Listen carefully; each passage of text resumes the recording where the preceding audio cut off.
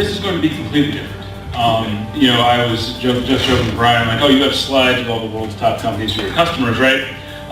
It's just launched over and over again. Because our industry is literally still forming. And it's very exciting, but it's kind of almost beyond the cutting edge. We're so much on the cutting edge, it's bleeding. And some people, are feeling the effects of that because they're getting beyond the cutting edge. And so what our goal is, and what our job is to make sure that BioSyn is taking advantage of the cutting edge, but doesn't flop over the other side.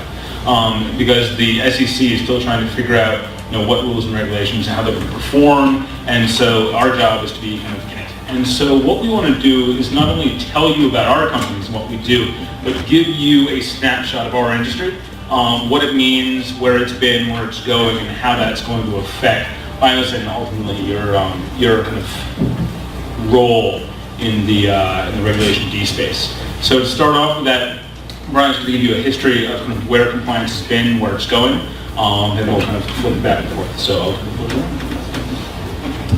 thanks, Spencer.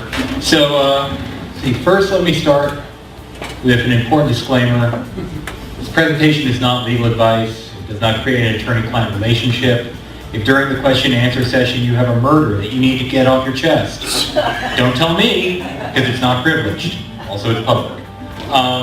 And just so I don't say this at the end of every sentence, every circumstance is different. If you have a question, be sure to consult your attorney. So let's talk about the underlying law.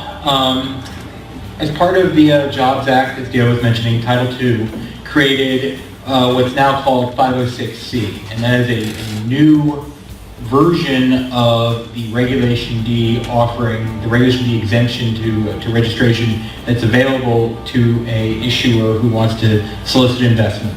It allows unlimited investment in an issuer. There isn't a cap as to how much money you can seek. It allows the issuer to generally solicit, by which we mean advertise, via TV, internet, but there are reasons we can talk about later as to why, even though you're allowed to go TV, internet, radio, whatever, there are still functional limitations as to what you can say and how you can say it. The big hitch, though, is that the investors must be accredited, which translates effectively into wealthy. With a couple of other exemptions out there. But if you're talking about individuals, generally speaking, you're talking about either wealthy individuals with a high net income that is expected to continue, or in small cases, leadership in your company who is in a privileged position as far as information goes. The venue for offering, so you can do this yourself if you want. You could hitch up an offer on your own website, or you can just go knock on doors to accredited folks. And I guess you can knock on doors just generally and then make certain at the end that they're accredited and say, hey, do you want to invest in my company? But generally speaking, it takes, this is going to take the form of either sitting on a broker-dealer site, or, VC funds, mutual funds can use it, or this thing called a bulletin board. And those are platforms that are not required to register as a broker-dealer. They're not subject to the same FINRA rules.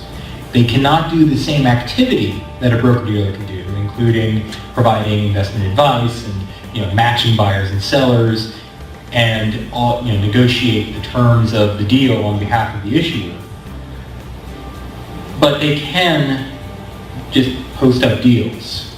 Now, the exact scope of this is still developing, because Title II contains a provision laying out a model for a broker-dealer. The SEC staff intimated that they took a relatively narrow view of that provision. However, they also said that there are a series of no-action letters dating back to the mid-90s, so the infancy of the civilian internet, about what a broker-dealer, what a bulletin board can and cannot do. So, all of which is to say that, for BioSyn's point of view, there's a way to do this. You're going to want to pay attention to squaring it with the rules, and of course it absolutely sounds like that's what you guys plan to do. So make certain that you run the craft and everything should be fine.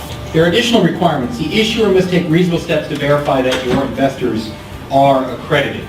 In the past, the way this was done with 506B is there would be in effect a wall, and to even see the offering, see that the offering exists, you'd have to prove up that, hey, I'm an accredited investor. Now what's happened is, with general solicitation, that wall has come down. Everyone can see the offering, but to actually make the investment, the company has to have take reasonable steps to believe that the investors are accredited.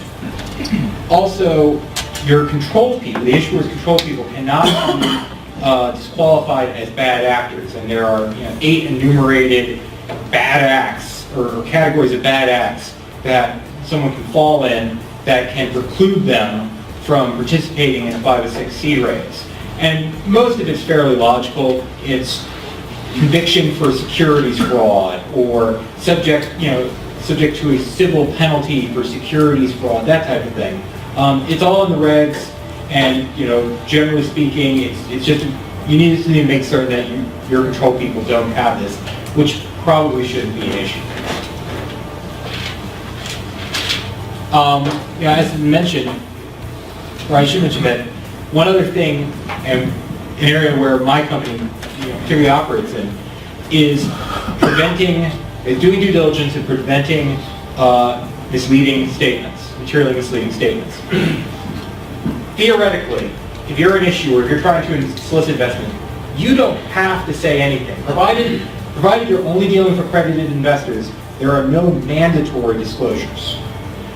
But once you say something, once you try to entice people into investing into your company, that's where you have to make certain you're avoiding material misstatements. That's where you have to make certain that you have proper disclosure to prove up your statements, and that they're grounded in fact and that they're not misleading. This traditionally took the form of PPMs, and it can certainly still take the form of PPMs. You're not required to do a PPM per se. And with the internet, and Spencer's going to talk about how the internet makes a lot of this stuff possible, there are other things you can do, and other things we see people do, like slide decks, like videos.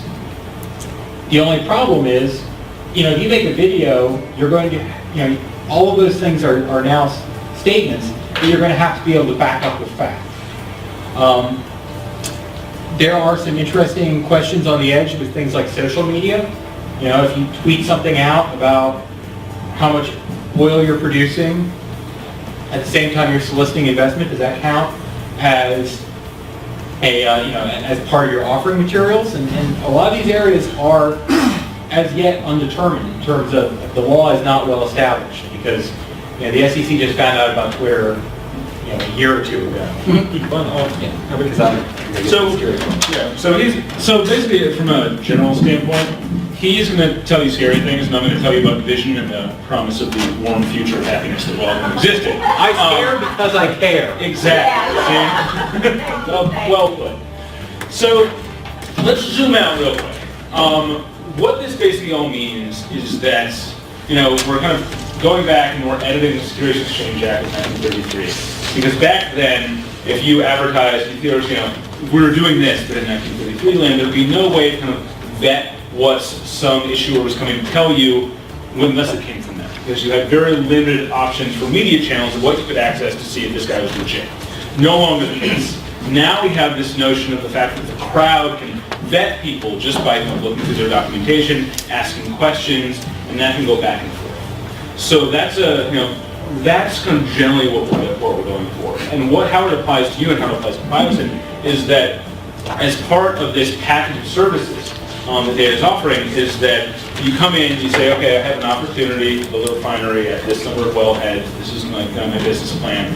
And so not only can you, buy it, get the technology, get it built, get the control systems, but you can also get a way to finance it. And so what is done is brought in Launched, as well as CrowdCheck, and we've brought some ancillary services with us that's going to allow you to access this kind of offering through BioSyn. So that what they're able to do is not only give you a marketplace to make this kind of offering, then go out and solicit, but also because it's a really kind of focused portal, it's going to have people who are going to come in, they're going to kind of make that initial investment for someone that they've been reached out to, and then it's going to be on their radar and be able to come back and be able to kind of look at future offerings. So it's going to not only give you a platform to share your message, but it's going to amplify it because it's going to have this community of investors who have interacted with other deals. So there's a lot of soft value there. And what we're gonna go through the Valley of Ashes and talk about all the scary stuff, and then we're gonna kind of come out and we're gonna talk about what this is gonna look like and how it's gonna look. But in short, what we're trying to do is we're trying to make sure that we've got our core here that people are working off of, and the issuers, clients are coming in. We're making sure they're getting vetted through CrowdCheck, making sure there are no bad actors. All those statements they're making is totally compliant. We're very invested in sleeping at night. It seems to be a central theme. Yes. We want to continue that. So those people are coming in, and on the other end, we have investors come. Investors come in, they review the deals, they look to convert, and then they're certified. And Launcht is integrating with another third-party service provider, similar to CrowdCheck, but for investors called CrowdBouncer. And CrowdBouncer, what they're doing is they're going to be automatically certifying investors based on either individual income or dual income, which I imagine Ron will be talking about a little bit. But Can you please emphasize that? Sure. Say the CrowdBouncer. Yeah. So CrowdBouncer is a again third-party provider. We have an API with them where I come in to invest on a project. I click commit to invest. I'm not a member of the site yet, so I have to kind of certify myself. I go in and I decide how I'm looking to kind of accredit myself. Is it based on individual income, so the money that I bring in personally on a daily basis, or is it based on dual? Me and my partner, we're bringing in X number of dollars a year. It's $250 for a single, $350 for dual, and then or you can basically certify on net worth. If you're doing it by a single or dual income, that information then goes out to CrowdBouncer. There's an agreement that they kind of agree to, saying that we can check them out. Goes out, checks it versus their last year's tax return to make sure that they are actually making the money that they're saying they're making. Bounces back, certifies them. They can come in. They can then commit the deal. If they're trying to authorize themselves via net worth, there's really no way to automatically certify by net worth, so that will require a little bit of kind of manual work on BioSyn side of it. They'll click it, they'll have to submit documents proving net worth, and then they'll come back. But the vast majority of people are probably going to be going on income, which is how most people certify, and so that will happen automatically. So what we're doing is we're creating the center of information, the center of deals, and then we're vetting people coming in both directions, so that we're making sure we're totally transparent, we're totally clear, and everything that's putting out there is both can be backed up, and the people who we're interacting with are the people that are supposed to. So we stay clear of the SEC, and we provide a lot of value to the clients of BioSyn, because it allows them to have an existing platform where they can put together the material, put it up there, and then go out with a marketing plan and really bring in investors. So that's the vision, and that's what we're looking to do here. Now, what Brian's going to talk about is all the checks and balances things we'll have to go through to make sure that's completely legitimate. So everyone get a last glimpse of Happy Sunshine Land, because we're going right back to liability.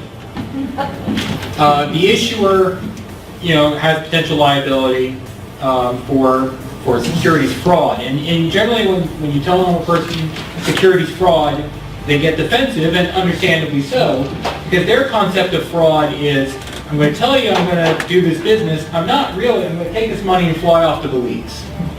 And that's, the definition in the securities law is much broader than that. It's just a material misstatement or omission where the context makes that omission misleading. So an example is, you don't have to tell people how many oil heads you have necessarily. But if one of them has just been shut down by the EPA, and you say, I have 5 oil heads, and one of them has just been shut down by the EPA, you need to disclose that 5th one has been shut down by the EPA. You can't just mislead people into thinking you have 5 functional ones. In terms of potential liability, and the issuer is going to be liable for misleading statements. The platform is potentially liable for misleading statements as well. If you're a broker-dealer, it's relatively clear-cut, 10b-5 liability, though there is some ambiguity with the recent Janus decision for the Supreme Court as to who actually is considered a maker of the statement. However, the recent Dodd-Frank Act also creates willful participant liability, which clearly sweeps up broker-dealers and may sweep up bulletin boards depending on how involved the bulletin board is with the issuer. So on one extreme would be something like Craigslist, where I could, put in an offer, my ad to invest in my company, and Craigslist treats that the exact same way it treats me trying to sell my car. They have no involvement whatever. On the other side, to the extent that the bulletin board is more engaged with the issuers in, shaping the offering or involved in the underlying company, such that they may have a reason to know if information is misleading on their bulletin board, it's more likely that willful participant liability will sweep them up. All of which is to say, material misstatements, even inadvertent ones, can get you into trouble. Well, now, how do you avoid this trouble? Well, one of the good ways to do it is due diligence, right? Helping to make certain that what you're saying is true. And I should point out one thing, which is that people tend to get focused on sort of questions of operations, right? Do I have the wellheads? Do I have the access to the refineries? Do I have customers? All of that stuff, and that is all important. But then you have the underlying sort of legal, technical aspects of your company and the offer itself, right? I want to offer shares of stock for sale. Have I properly done this in terms of internal corporate governance? Can I actually offer what I'm claiming to be offered? Am I delivering, are the shares themselves what I claim them to be? Those tend to be more technical issues. Those tend to be less susceptible to people just naturally thinking about them, but they can trip you up as well. And we work, at CrowdCheck, we work with issuers to make certain that on both sides, those statements are, statements that the issuer makes are accurate, fact by fact, and correct. But due diligence isn't all, now I'm going to surprise Spencer here because it's not all negative, right? There's a stick, but there's also a carrot.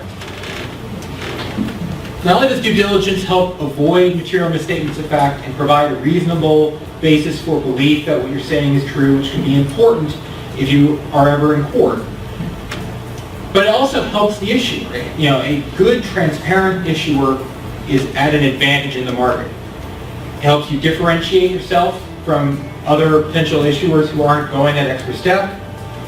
It may provide a price premium. I mean, there are studies out there that show that people will pay for transparency. Even if part of that transparency is revealing the warts, people will pay a premium for feeling like they aren't having to worry about a surprise coming up and grabbing them.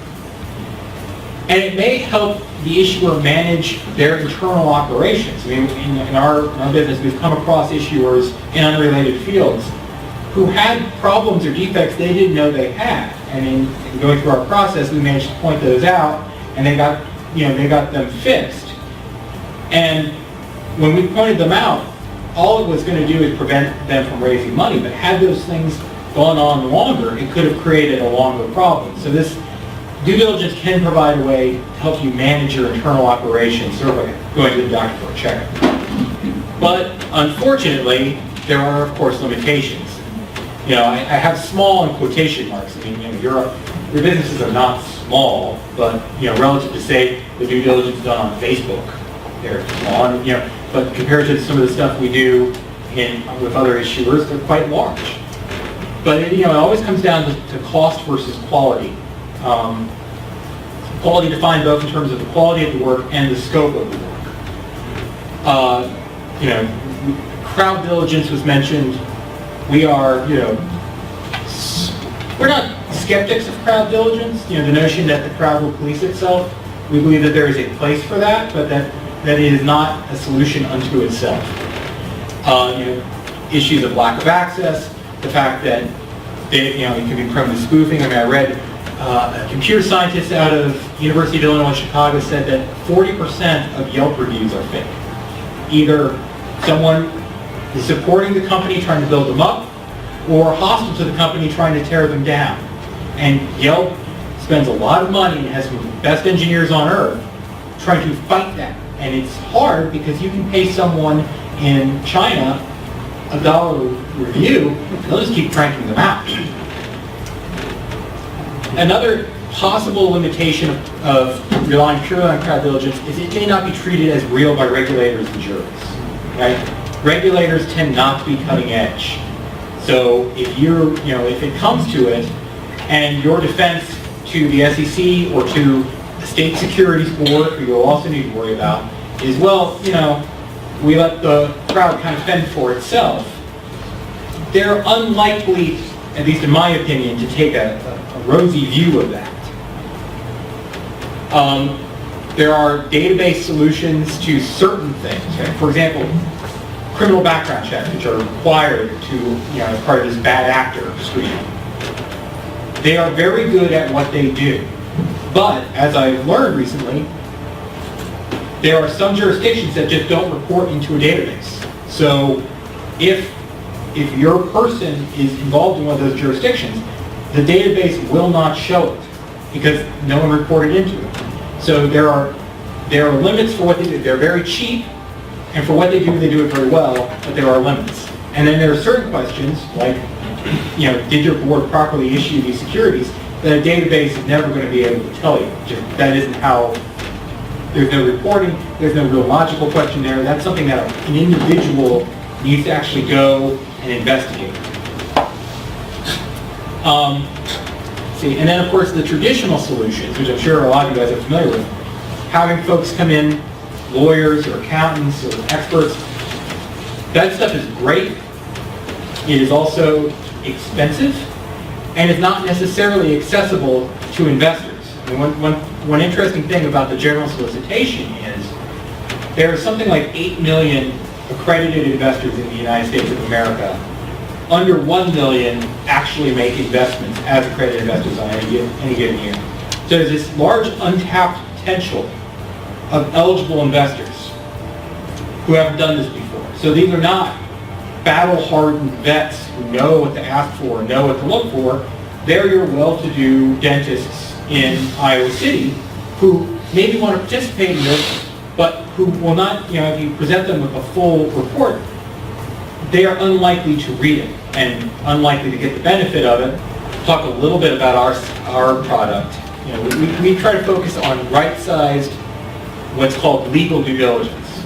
And that's different from business due diligence. We're not a law firm. We do have an affiliated law firm. So if there are cases where a law firm is needed, we can provide assistance to that. But what we focus on is the corporate foundation and the offering itself to make certain that it is valid and without defect, and then looking at the material facts. And this is a case where we would work with BioSyn for some of the questions, because we're not technical experts. I've learned a lot about refining today, but I am not and will not be the refineries expert. However, when the fact that we're looking at repeatable technology from leading players in the space helps with that, because, okay, well, we know DuPont is legitimate. We know DuPont is legitimate. So, once we've gone through that initial, that initial dig, we can look at it and say, okay, well, this is a repeatable product, and now we need to make certain that this particular wellhead operator can do what they say they're doing and has properly set up the offering.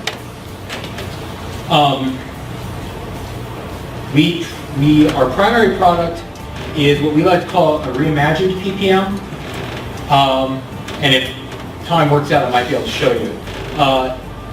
It is a report that tries to address the major areas of legal due diligence in an easy to understand, web-friendly, readable format with supporting documentation integrated right into the report.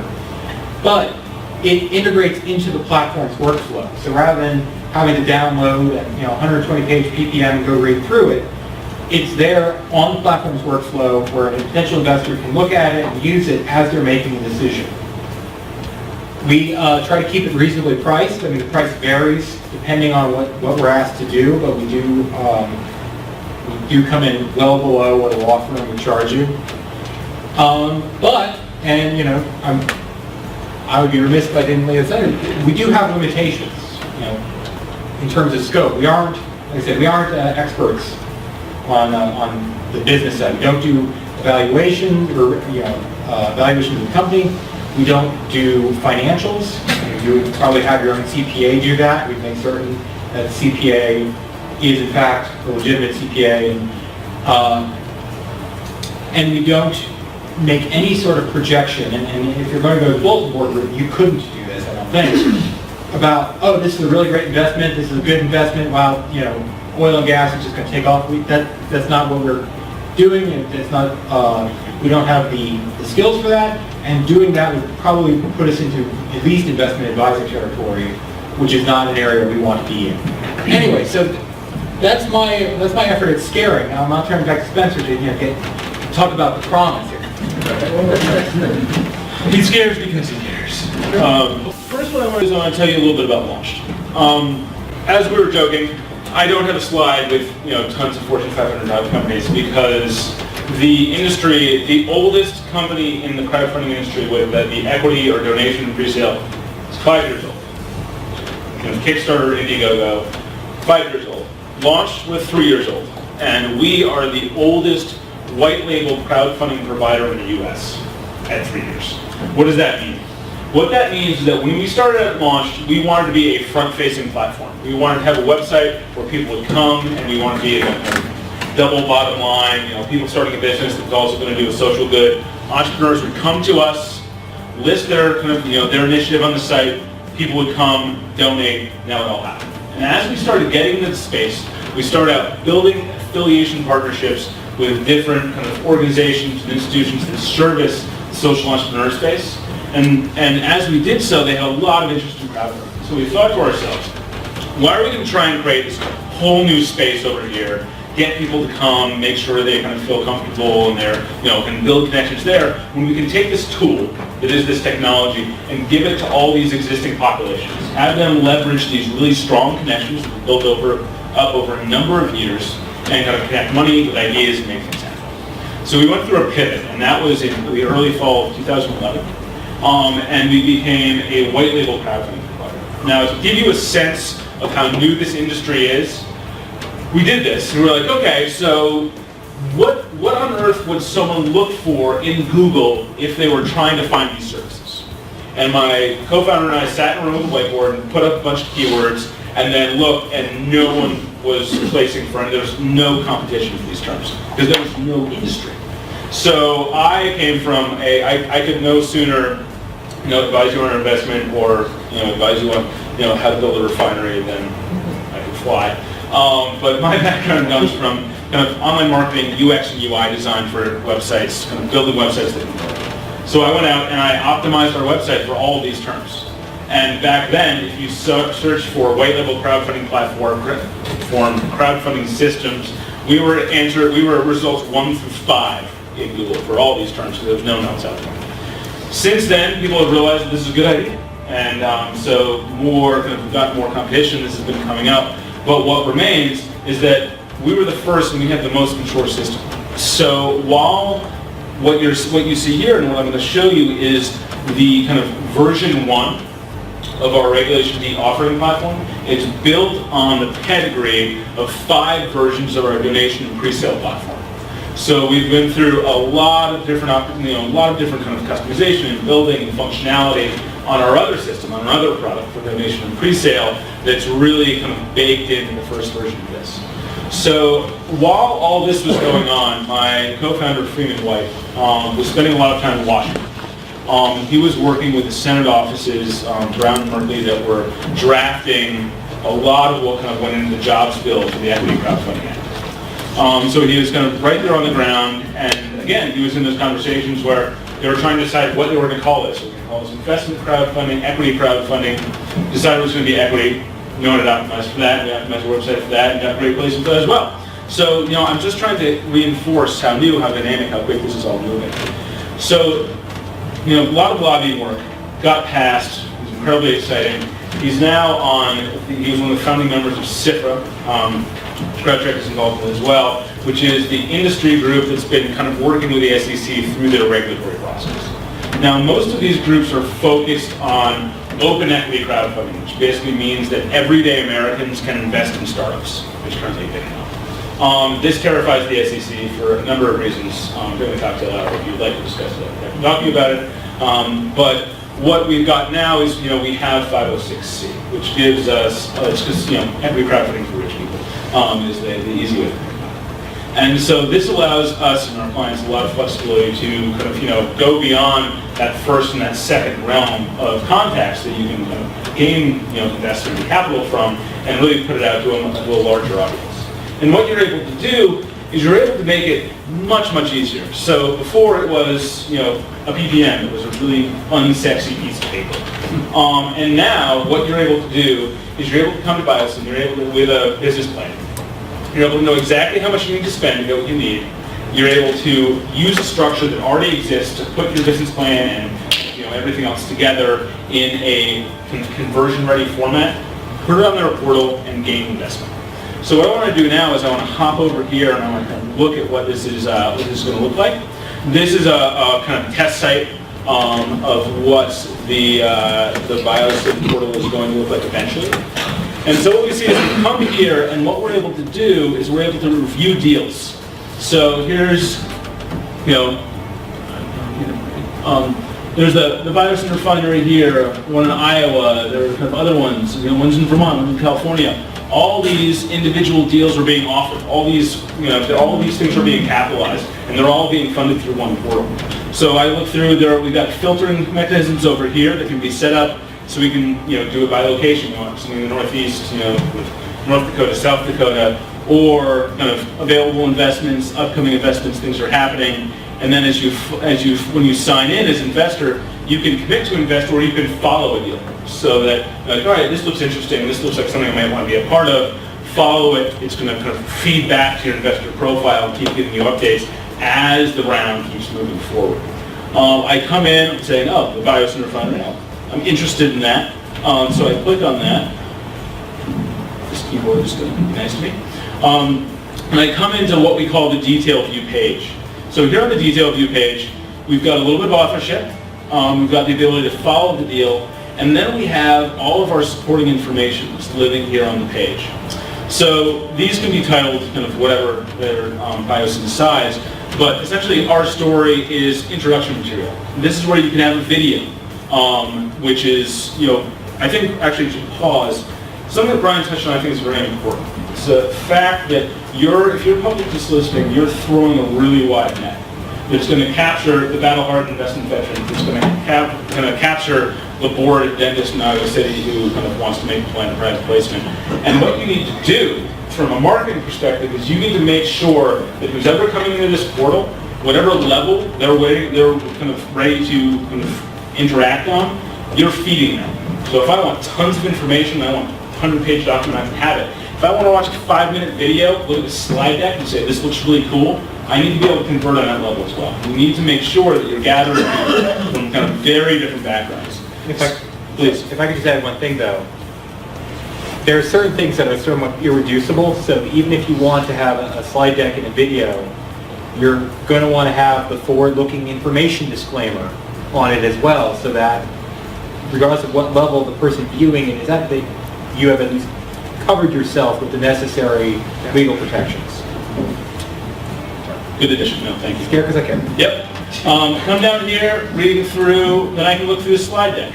It's all native here on the platform. So what we're trying to do is we're trying to make sure that we're not taking people away from the ability to move forward and commit to invest. But there are people who want more. I want to know who's the team behind this. Has he ever built a refinery before? Is he just some guy who's going to flat out squeeze my money, or has he done this all over the world? I click in, I can read bios, I can see faces, because this is kind of the digital version of pressing the flesh. It's still important. People invest in people, they don't invest in projects, and they need to know that you know what you're doing. So fleshing that out, making sure that's available to them. We also have a forum, which is a private commenting feature that allows potential investors to ask questions of the issue. Allows other people to look at this, they can interact. Also bring that's kind of. I totally agree that crowd vetting is not the end-all be-all, but it's a component. And so much of this is we want to see. No one wants to be the only kid at lunch day. And we want people to see that this is an active page. People are interested. People are being inspired. Investor documents. they can come in here and they can look at a PPM if you have it, or other kind of supporting documents. Notables, we want to support it with these. We have marketing materials, there are all these things, so people can, no matter how deep they want to dive on this deal, they can. And ultimately, what they're doing is we want them to commit to it first. The ability to contact the issuer through this, so if they have further questions, both through the form or through a private message. And then in the current system, committing to invest, basically you click in, and you are going to the document that's going to be prepared for you, enabled with e-signature, be able to totally secure through sign on to the issuance. That goes back to both the portal and to the issuer saying, Bob is committed to investing $5,000, and then when kind of the round is fully capitalized, we can move on to EBT. So as I said, this is version 1, and what the plan is to do next is to integrate with an e-escrow service, which is kind of an ancillary service pack that actually is an industry that's kind of currently developing. And we're looking at a group called BankBox that is an e-escrow service that's going to allow us to have funds, transmitted and held in escrow until the deal is complete, and then kind of make the payments. So this is what Launch brings to the table, and this is what the opportunity that BioSyn have seen this technology in this space. As we move into question and answer, both Brian and I, there are going to be a number of questions that people are going to ask that we're either going to say, I highly recommend you consult counsel on that, or we don't know. And the reason we're saying that we don't know is probably not because we're totally ignorant, but the fact that no one knows because it hasn't happened yet. So there is a lot of information because we are, as I said, we're right on the edge of kind of this legislation, this technology moving forward. So there's a lot that needs to kind of basically be kind of shaken out by the SEC in implementation. Which is going to be very exciting, but as I said, the law is passed, the law is there, we just have to figure out how to implement it. And we're well on the way, and between CrowdCheck and Launcht, you're not, unless you are in the SEC, you're not going to really have groups that are kind of close to the pulse of what's happening. I mean, this is what we're living, breathing, this is what our business is. And so, as Launch clients, and as, by that extension, by clients of BioSyn, what you're going to get is you're going to get, up-to-the-minute knowledge of kind of how this is going to affect, what flexibilities, what limitations are going to happen to make sure that we're all in compliance, but that we're taking the maximum advantage of legislation as it stands. What kind of limitations does LaunchtCrowdCheck team put on any particular offering in terms of time or dollar amounts? So via the legislation of kind of 506C, there's no limitation on the cap how much you can raise. As far as time goes, we don't have any limit. That's going to be kind of something to say we don't do anything. I highly recommend consulting counsel, but it's not something that we limit. So you as a company don't put any limits on it at all? Okay. If you're in compliance, that's all we care about. All right, look what we have. So everyone here agrees that you're not going to rip off our business model. So this is sort of a sample mock-up of the type of or what one of our reports can look like. And I should say that, like I said, we do custom work. So there are broker-dealers where we just do internal-facing stuff for them. We go through the company's PPM and make certain it's based in fact, and that goes into their FINRA file so that if something does go awry, they can show that, hey, we did a reasonable investigation into this company. But this is the type, this is our HTML markup. You don't necessarily have to use it. But this does kind of go to show how our reports can work, where it's easily digestible, friendly, inviting, broken down to parts. One section that we have that is one of the most important sections is, of course, the risk factors faced by the company. That's something that you're going to need to disclose. And then by way of how it works, so this shows sort of the four basic components of one of our reports. One is the issuer statement. In this case, it's something very simple. Hey, we've attached our business plan. Then the CrowdCheck comment, things that our researchers independently determine, which go into the report. a why this might matter section, which, for the battle-hardened veterans, they're probably never going to click on it because they know why it matters, but for new investors, that helps contextualize each element of a report. Why should I care what the answer to this is? Pops up in a new mobile window that they can read right then and there. And finally, supporting evidence. So obviously this is not a real business plan, but just to attach the notion that the supporting documentation can be right there for the investor to see if they so choose. Sometimes you're going to have sensitive documentation that you maybe don't want to put out in public, which is totally understandable. We can either do a redacted version, or depending on the contents, it's just enough for us to see it and make certain that, okay, yeah, we've confirmed it as legitimate.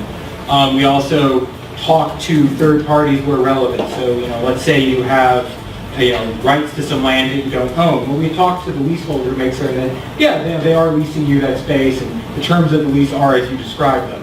We wouldn't necessarily need to, have them, we wouldn't take an affidavit from them or anything like that, but, just on our end, make certain that, hey, you're representing that you have access to these wells. We've confirmed that, yeah, you do have access to these wells in the same terms that you're representing.